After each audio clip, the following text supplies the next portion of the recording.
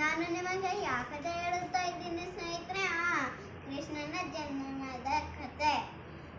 ಉಗ್ರಸೇನಗೆ ಒಂದು ಪುತ್ರನು ಇರುತ್ತಾನೆ. ಅವನ ಹೆಸರು ಕಂಸ. ಒಂದು ದಿನ ದೇವಕಿ ಮತ್ತೆ ವಸುದೇವ ಅವನ ಮನೆಗೆ ಬರುತ್ತಾ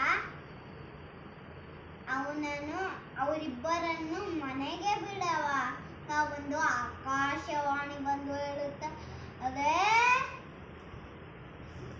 ದೇವಕಿಯ 8ನೇ ಪುತ್ರ ನಿನ್ನ ಮೃತ್ಯುಗೆ ಕಾರಣ ಆಗುವುದು ಅಂತ ಹೇಳಿ ದುಷ್ಟ ಕಂಸ ಏನು ಮಾಡದ, ಅವನೇ ಕತ್ತಿಯಿಂದ ಹಿಂಗ್ ಮಾಡುವಾಗ ಇದು ವಸುದೇವ ಅವನ ಕೈನ ಹಿಡ್ಕೊಂಡ.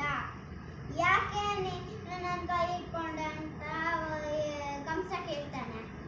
ಆಗ ದೇವಕಿ ಹೇಳ್ತಾಳೆ, ಆ ಎಲ್ಲಾ ಪುತ್ರರ 7 ಪುತ್ರರನ್ನು ನಿನಗೆ ಕೊಡುತ್ತೇನೆ ಅಂತ ಹೇಳಿ ಹೊಟ್ಟೋಗ್ತಾಳೆ. ಮುಂದಿನ ಕಲ್ಗೆ ಬರ್ತಾರೆ. ಆಮೇಲೆ ಕಾರಾಗೃಹದಲ್ಲಿ 1ನೇ ಪುತ್ರನ ಹುಟ್ಟಿದ. 1ನೇ ಪುತ್ರನ ಬಿಸಾಕದ, 2ನೇ ಪುತ್ರನ ಬಿಸಾಕದ, 3ನೇ ಪುತ್ರನ ಬಿಸಾಕದ, 4ನೇ ಪುತ್ರನ ಬಿಸಾಕದ, 5ನೇ ಪುತ್ರನ ಬಿಸಾಕದ, 7ನೇ ಪುತ್ರನ ಬಿಸಾಕದ. 8ನೇ ಪುತ್ರ ಮಾಯಾವಿಯಾಗಿದ್ದ. ಯಾಕಂದ್ರೆ ಅವನು ಲಾರ್ಡ್ ವಿಷ್ಣು. ಆಗ ಲಾರ್ಡ್ ವಿಷ್ಣು ಬಂದು ಹೇಳ್ತಾನೆ, ನಾನೇ ನಿಮ್ಮದ್ ಮಗು, ನಾನು ಕಂಸನ್ ವಧೆ ಮಾಡ್ತೀನಿ ಅಂತ ಹೇಳ್ಬಿಟ್ಟು ಅವನು ಹೊಟ್ಟೋಗ್ತಾನೆ. ಯಶೋದಾಗೆ ಹೆಣ್ಣು ಮಗು ಹುಟ್ಟುತ್ತೆ.